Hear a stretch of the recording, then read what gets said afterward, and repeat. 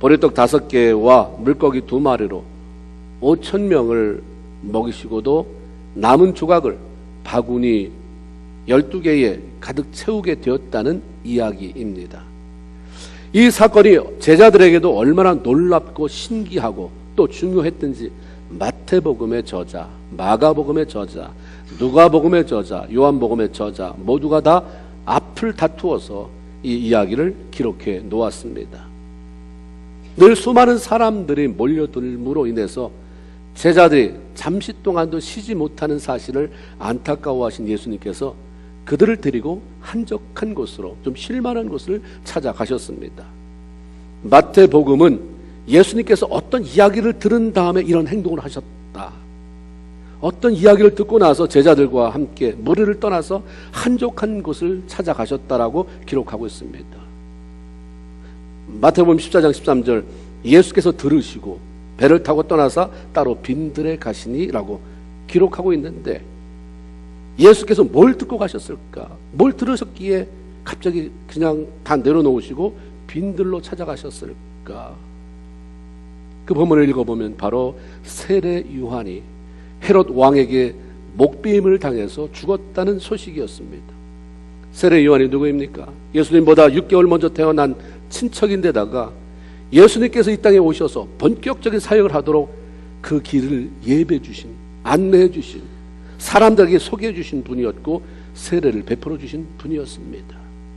예수님을 위해서 자기 기득권을 다 내려놨어요. 자기를 따르는 제자가 굉장히 많았음에도 불구하고 다 저분한테 가도 된다, 그는 흥하셔야 할 뿐이고 나는 쇠해도 괜찮다 하시며 겸손히 주님을 섬겼던 분입니다. 그러니 그런 요한이 그냥 순교한 것도 아니고 헤롯 왕이 목을 잘라서 소반에 얹어서 자기를 위해서 춤춘 자에게 주었다는 소식을 들었을 때에 주님의 마음이 얼마나 고통스럽고 슬펐겠습니까? 그래서 제자들뿐만 아니라 자신도 쉼을 가질 이유로 사람들이 없는 한적한 빈들로 피해 가셨는데, 그 소식을 어떻게 사람들이 알았는지 수많은 무리가 거기까지 찾아왔습니다. 그때가 마침 유대인의 명절인 유월절이 가까웠기 때문에 어쩌면 다른 때보다 더 많은 무리가 모였는지도 모르겠습니다. 그 많은 사람들이 마을에서 벗어나서 아무것도 없이 텅 빈 들판까지 예수님을 찾아 나온 것은 예수님께서 병자에게 행하신 이적을 보았기 때문입니다. 들었기 때문입니다. 귀신을 쫓아내시고 문능병자를 고치시고 12의 혈루증으로 고생했던 그 여인이 옷자락만 만졌는데도 낫다고 하는 얘기도 들었고 보았고, 죽은 야이로의 딸을 살렸다는 얘기, 그런 기적들을 들었던 사람들이 자신의 병을 고치고 싶어서 나왔을 것이고, 아니면 그렇게 얘기 들은 게 사실인지 한번 확인해 보고 싶은 마음으로 모여들었을 것입니다. 그들은 제자들이 피곤해 지쳐있고 예수님이 세례 요한의 죽음으로 인해서 마음이 많이 힘들어 하실 것이라는 일에는 관심이 없어요. 그냥 단지 자기의 피로를 채우는데 급급해서 예수님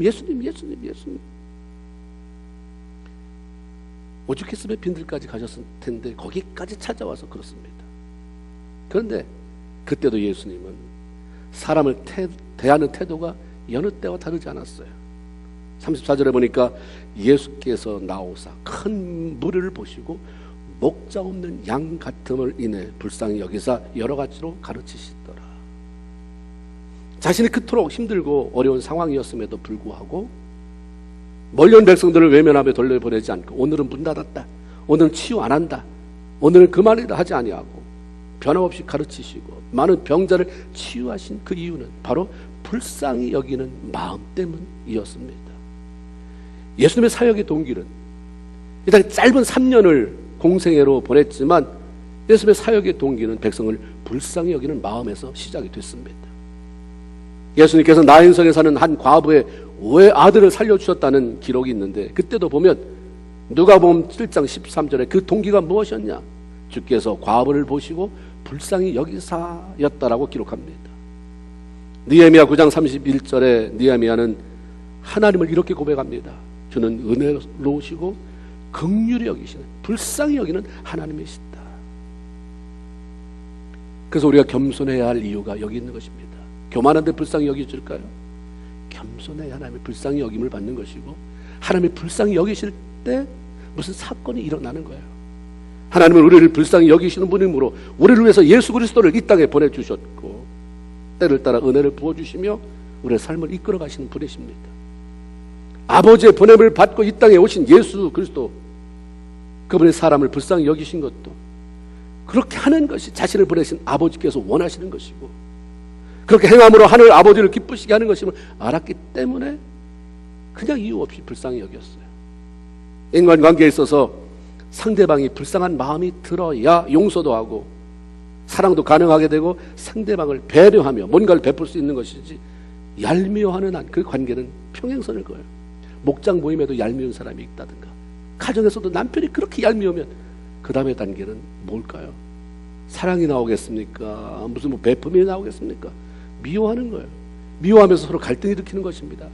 그래서 시절을 쫓아 과실을 맺어야 할 그 나무가 썩어가는 거예요. 메말라가는 것입니다. 아무 열매가 없게 되는 것이죠. 그래서 우리를 불쌍히 여기시는 하나님이 우리에게 이렇게 부탁합니다. 에베소서 4장 32절에 너 예수 믿느냐? 그러면 좀 똑똑히 들어라. 뭘요 주님? 서로 친절하게 하며, 잘한다고 무례하게 하지 말아라.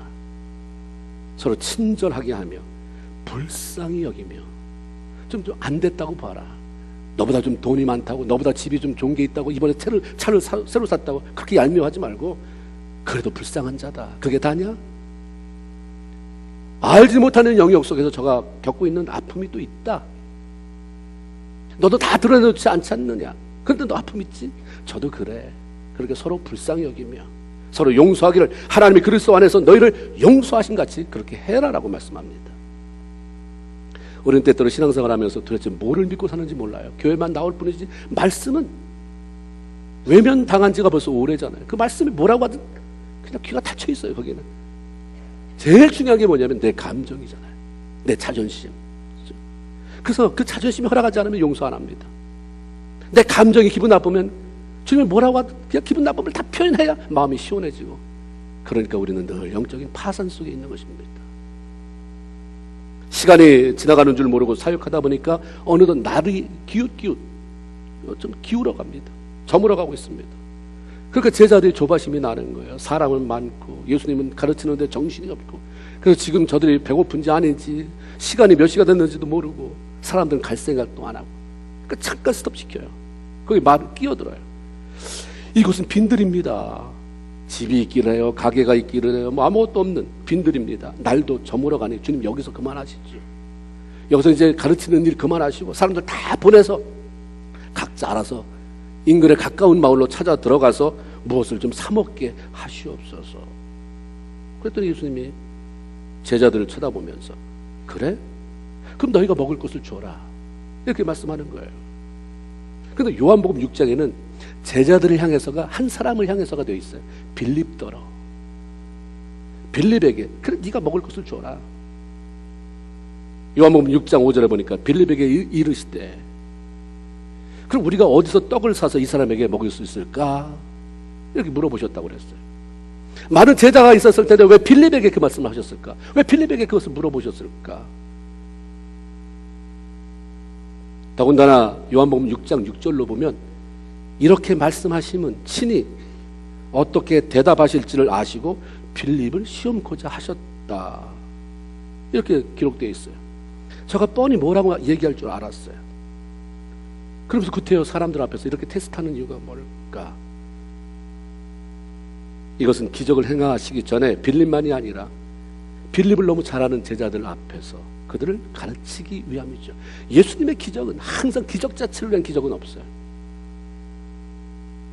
빵을 만들어 놓고 그 다음에 나는 이 땅에 온 떡이다 알려주잖아요. 그렇죠? 그러니까 뭔가 교훈이 있는 것입니다. 기적만 보면 안 돼요. 이 기적을 통해서 하나님이 나에게 말씀하시는 게 뭔가. 빌립은 다른 제자들이 인정할 만큼 두 가지 면에서 독특함을 가지고 있어요. 하나는 열정이 뛰어난 사람이요, 또 다른 하나는 계산이 굉장히 빨라요. 그런 빌립에게 아무것도 없는 광야에서 수많은 무리를 먹일 수 있는 방법을 물어보면 평상시에 그의 모습을 보면 분명히 자기 머리에서 뭔가를 계산해서 어떻게 말할 것을 아셨어요. 그의 모습이 그랬기 때문에. 그래서 예수님은 기적이라고 하는 것은 인간의 계산을 다 내려놓고 주님을 의지할 때 일어나는 그런 것이라고 하는 것을 가르쳐주고 싶었던 거죠. 빌립은 참 열정이 있었어요. 요한복음 1장에 보면 빌립이 예수님을 만나고 나서 참 좋다 이러고 있었습니까? 이 사람은 자기만 혼자 갖고 있는 걸 못하는 사람이에요. 달려가 찾아간 사람이 누굽니까? 나다나엘을 찾아가서 내가 예수 만났다, 메시아를 만났다. 그가 바로 요셉의 아들 나사렛 예수다라고 얘기하니까 시큰둥해요. 나사렛에서 무슨 선한 것이 나겠느냐, 나사렛이라고 하는 촌동네에서 무슨 메시아 같은 거물급 인물이 나겠느냐, 안 들어요. 거기서 뭡니까? 일단 빌립에게 걸리면 벗어날 수가 없어요. 그냥 가서 와봐라. 그냥 그럼 내 말 못 믿겠으면 일단 와보기만 해. 이런 사람이 교회에 필요하죠. 실무관도 아니라 와봐라, 와봐. 내 말 못 믿겠으면 와서 네가 보고 와서 예수님 말씀 들어보고 그때 평가해. 얼마나 열정적으로 그랬는지 예수님 앞으로 왔잖아요. 결국 예수님의 매력을 느꼈어요. 그 복음을 듣고 살아났습니다. 주님을 향한 열정은 남이 따라올 수 없었어요. 그런데 이 빌립의 문제가 뭐냐면 계산이 너무 빠른 거예요. 이 머리, 자기 그 아주 슉슉 돌아가는 머리를 너무 의지해요. 열정이 있음에도 불구하고 너무 인간적인 계산이 앞서는 바람에 주님을 신뢰하는 일이 잘 안 되는 거예요. 하고 싶은데 계산이 먼저 나와요. 바깥에서 주님이 뭐라고 말씀하시면 저거 이렇게 따지고 있는 거예요. 혹시 지금 계산기 끄고 있는 분이 계십니까? 일단 잠깐 접어놓으세요. 주님이 베푸실 능력과 기적을 제한하는 게 바로 이 계산의 인간적인 계산. 하나님의 방법은 계산이 안 맞아 떨어져요. 우리가 부부가 만났을 때 1 더하기 1은 우리가 생각할 때 2잖아요. 근데 하나님의 방법 1 더하기 1은 1이래야 그게 정상적인 부부가 될 수 있는 것이죠. 그렇죠? 하나님의 방법은요, 우리가 계산하는 것과 틀려요. 예수님께서 큰 무리들의 저녁 식사를 그럼 네가 한번 해결해봐라 라고 했을 때 벌써 빌립의 머리가 빠르게 회전하더니 요한복음 6장 7절에 각 사람에게 아주 조금씩 나눠준다고 할지라도 내가 계산해보니까 200데나리온도 부족하겠습니다. 이 대답을 그냥 내려놔요. 결과적으로는 에이 주님 안 되겠는데요. 1데나리온이 하루 노동자의 임금입니다. 오늘날을 계산할 때 1시간에 10불을 번다고 치면 8시간 일한다 그러면 하루에 80불을 벌어요.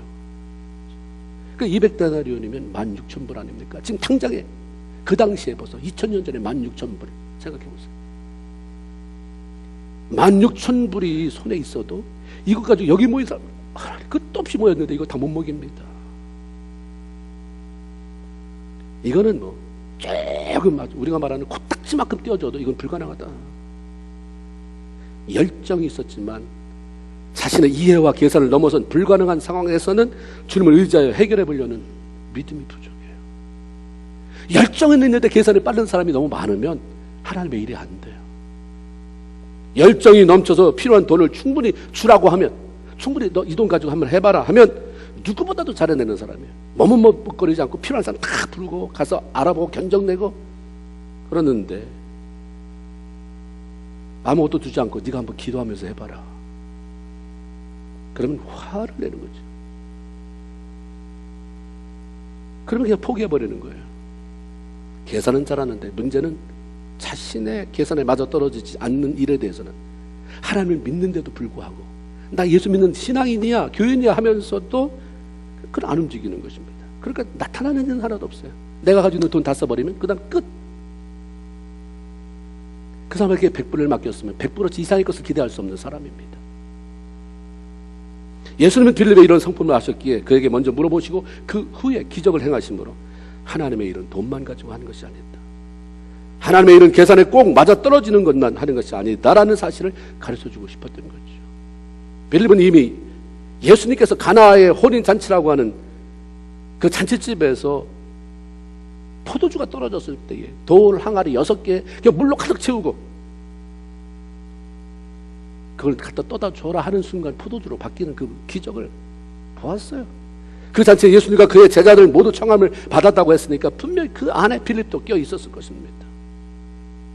계산으로는 맞아떨어지지 않는, 있을 수 없는 일인데 그게 되는 그 기적을 보았음에도 불구하고 그거 못 고쳐요. 계산이 믿음보다 앞섰던 것입니다. 저는 그것을 깨닫게 하고 싶었던 거예요.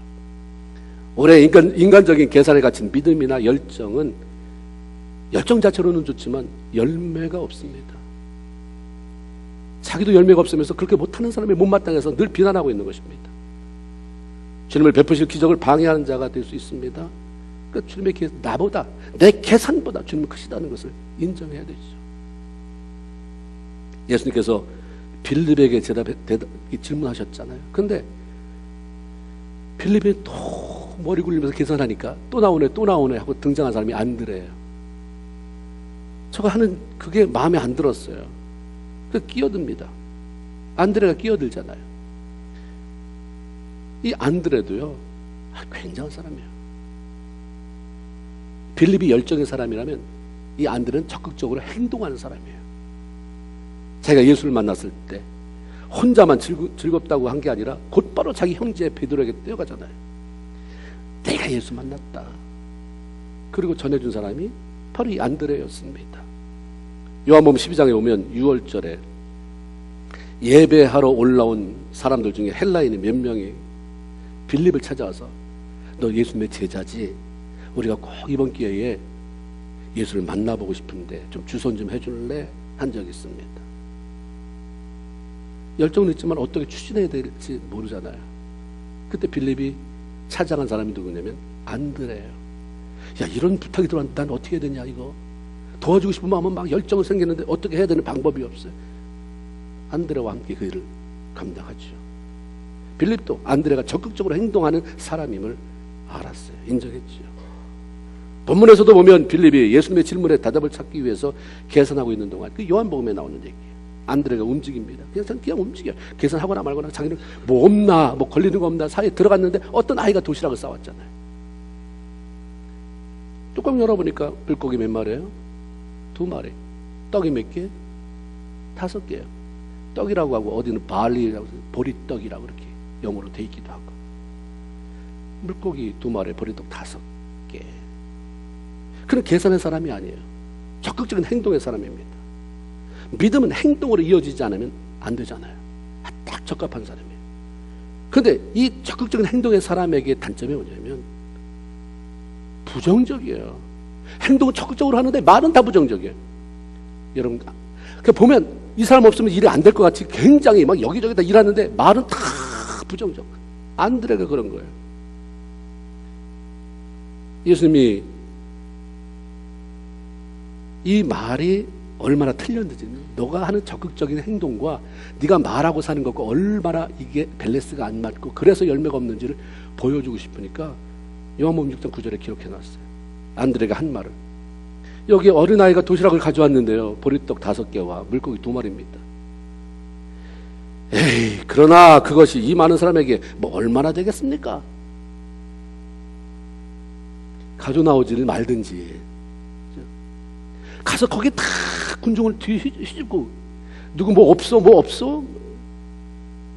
그래서 겨우 하나 얻어왔으면 예수님, 이거 얼마 되지는 않는데요, 이거 애 한 끼 음식입니다.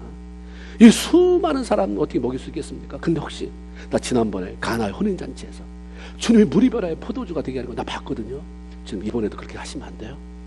이번에도 좀 그렇게 하세요. 이 상황 보세요. 빈들이고 저녁이고 어디가 사 먹을 데도 없고 주님만이 방법입니다. 이렇게 멋지게 한번 고백했어야 되는 거예요. 여러분이 그렇게 적극적으로 행동하는 게 있었으면 말도 그렇게 하세요. 왜 말로는 다 그 한 행동을 씹어먹고 부셔버리고, 그죠? 다 몹쓰게 만듭니까? 행동은 다 믿음 있는 것 같은 말로 다, 그러니까 열매가 없습니다. 열심히 일을 하는데 창고문을 안 닫아서 다 줄줄줄 흩어나가는 거예요. 그 열려있으니까 뭐 쥐도 오고 개도 오고 뭐 지나가는 거지도 이거 뭐냐 다 가져가 버리죠.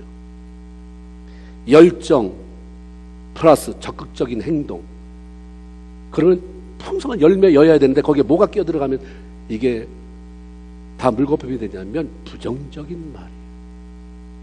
잘 보세요. 저는 저렇게 열심히면 저렇게 열심히 사는데 뭐가 됐을 텐데 왜 안 되냐? 부정적인 거예요. 굉장히 말이 부정적이에요. 그 사람 하는 이 말에 나오는 걸 보세요. 금방 진단 안 돼요? 여러분 사람을 대하는 걸 오래 업으로 삼으면 그 말을 보면 그 사람이 들여다 보여요. 더구나 영적인 일을 감당할 때는 더욱더 하겠죠. 예수님께서 12제자 가운데 특별히 아낀 사람이 있었습니다. 제자들이 왜 우리 다 12명 다 불러놓고 왜 베드로, 야고보, 요한만 좋아하십니까? 아무도 그러지 않았어요. 주님이 그 사람에게는 특별한 게 뭐가 있었던 거예요. 그래서 다 같이 하지만 특별한 곳에 어려움이 있을 때 쉽게 돌아서지 않아야 되는, 배신 때리지 않아야 되는 상황 속에서 세 사람 데리고 왔거든요. 그래서 열정이 있고 적극적인 빌립과 안드레가 왜 안 꼈을까? 나름대로 생각했다가 이 본문을 말씀을 준비하면서 이런 부분이 하나 작용했구나. 참 괜찮은 사람들인데, 열정이 있는데 한 사람은 적극적인데 참 부정적이잖아요. 하나님 너무 계산적이고 이래서 안 되는구나. 저게 열정이 있으면 뭘 해보려면 맨날 돈 계산하고 이건 돈이 안 됩니다. 안 돼. 이 돈 때문에 안 됩니다. 안 됩니다. 이러니까 지금 너가 언제 돈 걱정하려니? 내가 하는데 안 된다는 걸 무조건. 주님이 할 건데도 안 됩니다. 주님 안 됩니다. 근데 그 열정으로 부정적으로 열정이면 일 다 망쳐놓는 거 아니에요. 하나님을 위한 열정이면 그게 대단한 열매인데 그냥 찾아가서 사람들 설득시키면서 안 됩니다. 이건 안 됩니다. 누가 이렇습니다. 이러면 그건 죽어나는 거예요. 열정이 잘못 쓰일 때. 필립, 안드레 적극적인데 진짜 부정적이죠. 우리 주님은요, 믿고 따르며 섬겨야 할 대상이지 이해의 대상이 아닙니다. 하늘의 땅보다 높은 가치, 내 생각은 너희 생각과 다르다. 이사야 55장 9절 말씀처럼 아무리 머리가 좋고 능력이 뛰어나도 하나님과 견줄 만한 사람은 어디 있습니까? 여러분 전에 쓰나미나 이런 거 왔을 때 그거 대책 안 세웠겠어요? 인간 나름대로 막 세웠지만 하나님이 그 자연재해를 가지고 강하게 불어오게 하시니까 방법이 안 쓰는 거예요. 하나님을 대적할 자가 누구 있어요? 하나님 없다고 말할 자가 어디 있어요? 하나님 보여주시면 예수 믿겠다. 눈을 뜨면 보여요. 눈을 뜨면, 눈이 떠지면, 예수 믿고 내가 주를 나의 구주로 영접하고 주님 위해서 살겠다고 눈이 떠지면 영적 세계가 보이겠죠. 그 예수를 거부하고 눈을 감고 있는데 아무리 뭘 보여줘도 뭐가 보여요? 그렇죠? 자신의 부족함과 한계를 인정하고 하나님을 신뢰하고 그 하나님의 능력을 의지할 때 일상적인 삶 속에서도 하나님의 기적을 경험하게 되는 것입니다. 이스라엘 백성들이 광야를 지나면서 만나 먹는 것에 아주 실증이 났습니다. 맨날 만나냐, 눈 뜨면 만나, 또 다음 날도 만나, 고기 달라. 하나님을 원망하면서 때는 사람에게 쓰지 안 보이니까 하나님에 대한 원망이 가득 찬 때 하나님 안 보이잖아요. 그러니까 사람 붙잡고 그냥 원망하는 거예요. 때를 씁니다. 그냥 여러분 하나님과 해결될 문제가 그 원망의 문제, 그래서 하나님 앞에 낙심한 문제, 하나님 앞에 실망했던 문제, 하나님한테 아무리 해봐도 그게 하나님이 들으셨는지 안 들으셨는지 모르니까 그게 해결 안 되면 사람을 잡는 거예요. 누군가를 잡아요. 남편을 잡든지 주변을 잡든지 막 때를 쓰는 거죠. 이스라엘 백성들이 하나님 왜 만나만 주십니까? 만나면 주십니까? 변하지 않잖아요. 하나님 들으셨는지 못 들으셨는지. 그러니까 못에 잡고 그냥 때를 써댑니다. 우리가 만나만 먹고 살아야 되겠느냐. 고기 달라. 모세 할 수 있는 방법은 기도밖에 없는 거죠. 싸우기를 하겠어요? 뭘 하겠어요? 하나님 사람들이 고기 달라는데 어떻게 했으면 좋겠습니까? 하나님이 응답하시네요. 그래 고기 주지 뭐.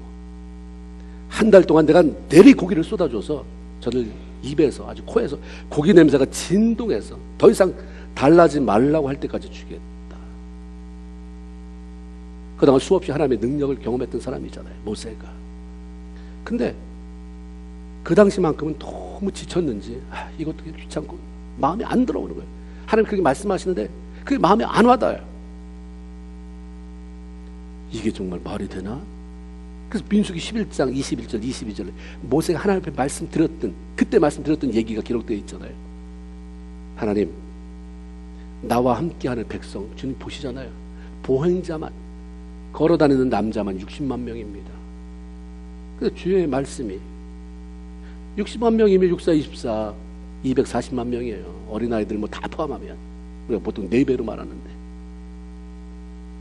이 많은 사람에게 1개월간이나 고기를 주어 먹게 하시겠다고 하니 그들을 위해서 양떼와 소떼를 잡은들 족하겠으며 바다의 모든 물고기를 모아온 즉 족하겠습니까?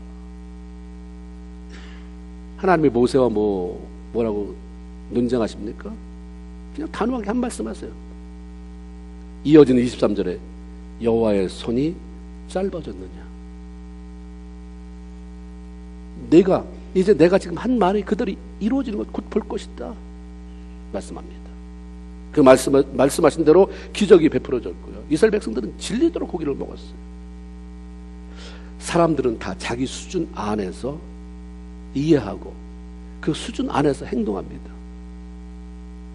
신앙생활을 하는 사람에게 믿음이 없으면 하나님을 불신하게 되고 하나님을 자기 경험이나 자기 지식으로 제한시켜 버리기 때문에 하나님으로부터 오는 기적을 놓쳐버리게 됩니다. 내가 부인해도 여전히 지금 기적을 체험하는 사람이 있는데, 내가 아니라고 해도 하나님은 여전히 동쪽에서 태양을 띄우시고 서쪽에서 해가 지게 만드시고, 기적을 맛보려면 하나님을 신뢰하고 그분이 행하실 일들을 기대하며 살아가야 합니다. 혹 자기 한계에 갇혀서 나름대로는 경험 동원하고 지식 다 동원해봤는데 이제 어떻게 해야 될지를 이제 몰라서 갇혀있는 사람이 있습니까? 갈등하는 사람이 있어요? 그게 직장일이든 사업일이든 가정일이든. 일단 내려놓으세요. 하나님이 하신다는데 뭐하러 스스로 파는 구덩이 속에 들어가고 스스로 만들어 놓은 그 철장 안에 들어가서 그렇게 머무름치십니까? 하나님을 인정하세요. 나보다 위대하신, 나보다 능력이 많으신, 나보다가 아니라 나하고 비교할 수 없는, 나의 경험, 지식, 나의 모든 그러한 자랑할 만한 것들 다 내려놓고 주님께 도와달라고 정직하게 그리고 간절하게 부탁하십시오. 우리의 생각, 상상을 초월한 하나님의 역사가 여러분의 삶 가운데 임하게 될 줄로 믿습니다.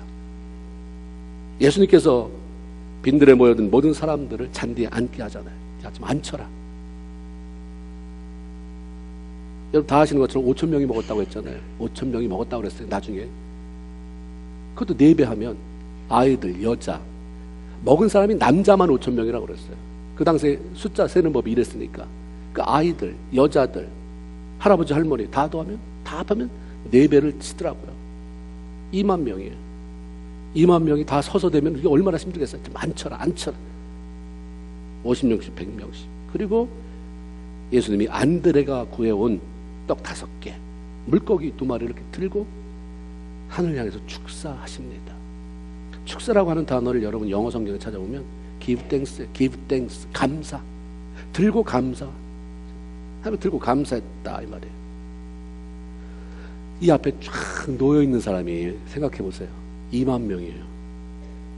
주어도 먹어도 배가 고플 장정만 5,000명이잖아요. 근데 요만한 떡 5개, 물고기 2마리를 들고 하나님 앞에 탁, 하나님 감사, 이 말이 나오겠어요? 야, 너 지금 이거 가지고 망신살스럽게 돌 갖다 줘라, 애나 먹게. 이럴 판이지. 이걸 가지고 탁 사람들을 앉혀놓고 주님은 다 보게. 하나님 감사합니다. 뭐가 감사해요? 우리를 다 먹여주시니 감사합니다. 아니겠어요? 그런데 예수님은 감사의 능력이 어떤 결과를 가져오는지 아신 분이에요. 예수님은 감사의 능력이 얼마나 큰지를 아신 분입니다. 감사할 때 어떤 일이 일어나는지 보여주고 싶은 거예요. 공개적으로. 야, 봐라. 봤지? 보리떡 5개, 물고기 2마리. 봤지? 내가 감사할 때 하나님이 어떻게 일하시는지 보자. 여기 앉아. 다 보이니? 다 보여? 그래서 감사하십니다. 그리고 나서 자연스럽게 제자들에게 이제 됐다. 띄워줘라. 감사한 순간 그것이 불어나서 5개의 떡이 수천 톤의 떡으로 바뀌었다고 하지 않았어요. 물고기 2마리가 수백 트럭으로 그렇게 하늘에 쏟아져 내렸다고 하지 않았어요. 근데 예수님 시킨 대로 떼어주니까 계속 나오네. 그냥 여전히 5개 2마리인데 떼어줘도 다시 이런 기적이 일어났잖아요. 다 먹었어요. 그래서 다 먹었어요. 배부르게 먹었습니다. 다 먹고도 다 먹었다는 이유가 어디 있습니까? 그 친구가 12바구니를 거뒀잖아요. 어쨌든 실컷 먹고도 여기 더요 다 떼어줬는데도 더 필요한 사람이 있습니까? 아무도 손드는 사람이 없었을 때 그럼 남은 거 가져오세요. 12바구니.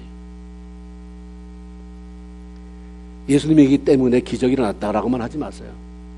감사할 때 내가 지금 가지고 있는 게 5병이면 이거 가지고 도대체 언제 돈을 모아서 집을 사라, 언제 뭐라 사업을 해보라, 언제 이 문제 해결하나 하지 말고 그냥 있는 거, 지금 있는 상황 어떻게 할 거, 이것밖에 없는데 이걸 어떻게 가지고 축사하세요. 감사하면 일단 작아도 원망은 안 나와요. 작아도 하나님이 하실 것을 기대하게 되는 거죠. 요한복음 11장에 보면 예수님께서 죽은 지 나흘이나 되어서 썩은 냄새가 나는 나사로를 살리러 오셨습니다. 그 현장을 생생하게 보여주잖아요.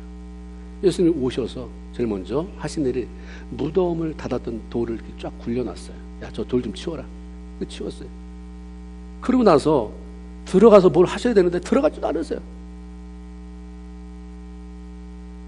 거기서 똑같이 하늘을 우러서 감사해 기도합니다. 요한복음 11장 41절 아버지요 내 말 들으신 것을 감사합니다.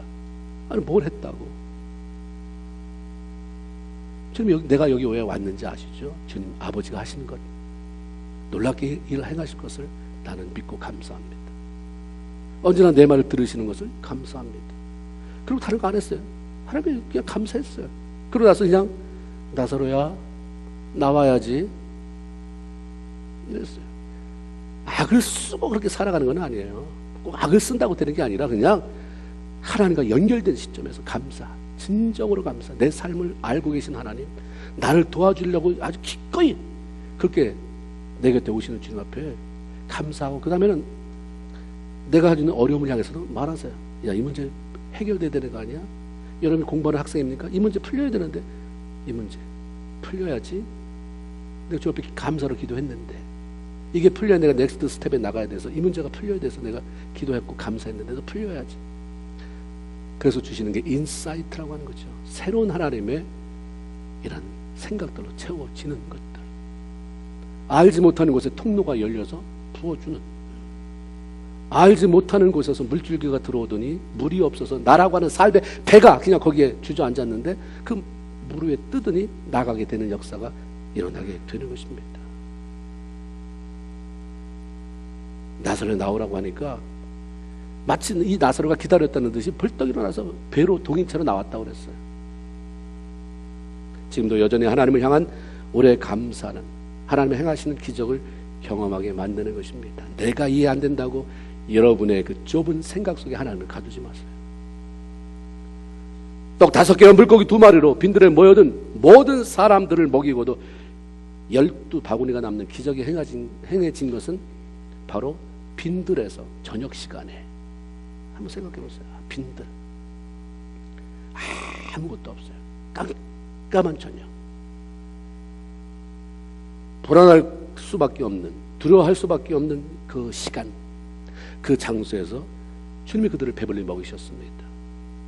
예수와 함께라고 한다면, 예수와 함께하면 그게 언제든, 그게 어디든, 어떤 일을 만나든 뭐 할 게 없다? 염려할 게 없다는 말씀이죠. 너 지금 황량한 들판이냐? 빈들이냐? 아무도 없니? 그 낮이라도 내가 뭘 어떻게 어디로 도망쳐 보더라도 어떻게 가면 걷는 대로 걸어보지만 깜깜한데 사막에서 어떻게 해볼 수도 없고, 그렇지만 예수가 함께 하신다면 문제될 게 없다. 풍랑이 있는 한 바다 가운데 놓이든지 아무것도 없는 빈들에서 캄캄한 마음을 혼일로 맞이하든지 예수만 거기 계시면 불안할 필요 없다, 염려할 것 없다고 하는 말씀입니다. 예수가 없는 사람은 건강이 있고 돈이 있고 모든 것이 잘 되는 좋은 환경 속에서는 자기의 삶이 잘 작동하는 것 같아요. 그 문제가 찾아와서 내가 원치 않는 방향으로 자기 삶이 흘러가면 그걸 헤쳐나갈 능력이 없는 것입니다. 의지할 게 없어요. 붙잡을 게 없습니다. 부를 대상이 없어요. 그렇기 때문에 방황하는 거죠. 포류하게 돼요. 그리고 영혼의 파산이 일어납니다. 그러나 예수가 좋으면, 환경이 좋으면 좋은 대로, 힘들면 힘들 대로 함께 하시는 주님께 대한 확신 때문에 두려워하지 않습니다. 부를 이름이 있어서 좋잖아요. 아버지, 주님, 나 어렵습니다. 나 힘듭니다. 부를 이름이 있어서 좋고 부르기만 해요. 도움을 요청하라고 했으니까 하나님, 주님의 도움이 필요합니다. 주님, 나 힘내게 해주세요. 요청할 수 있어요. 어려움 속에서 길잡이가 되어주시는 주님으로 인해서 담대히 나갈 수 있게 되는 것입니다. 환경이 문제가 아니잖아요. 예수가 계시다 안 계신다가 문제예요. 저 사람 때문에 속을 썩는다가 문제가 아니라 네 안에 예수가 있느냐. 예수가 있으면 풍랑이 일어도 겁없잖아요. 자기가 예수가 없는 것은 생각 안 하고 왜 다른 걸 보십니까? 왜 환경, 사람을 보세요. 네 안에 내가 있느냐? 그게 확인되면 괜찮아요. 예수가 함께 계시면 시험이 와도 겁없네. 찬양하잖아요. 예수가 계시면 인생의 어두운 밤에도 두려움이 아니라 기쁨과 확신을 가지고 찬송하며 나갈 수 있는 것입니다. 우리 주님이 우리의 낯빛에, 얼굴색에 관심이 많다고 말씀드렸지 않습니까? 가인을 향해서 네 얼굴색이 변하면 어찌미냐. 이 얼굴색에 대해서 관심이 참 많아요. 너 왜 표정이 왜 그래? 그러니까 우리가 어려움 당하든 좋든 주님 때문에 그 표정이 잘 관리돼서 기쁨으로 평화로 넘쳐나는 그런 삶을 살아가야 할 줄로 믿습니다. 오래전 빈들에서 떡 5개, 물고기 2마리를 가지고 많은 사람을 먹이신 하나님, 그 예수님은 지금도 우리와 함께 하시고 그와 못지않은 더한 능력을 베풀 그런 힘을 가지고 계신 분이십니다. 그 하나님을 신뢰하면서 내 계산 빼내고 부정적인 모든 것 빼내고, 그러니까 그 주님 신뢰해서 내가 아닌 주님이 행하시는 것을 기가 막힌 감격을 가지고 바라보면서 하나님의 영광 돌리는 저와 여러분 다 되기를 주님의 이름으로 축원을 드립니다.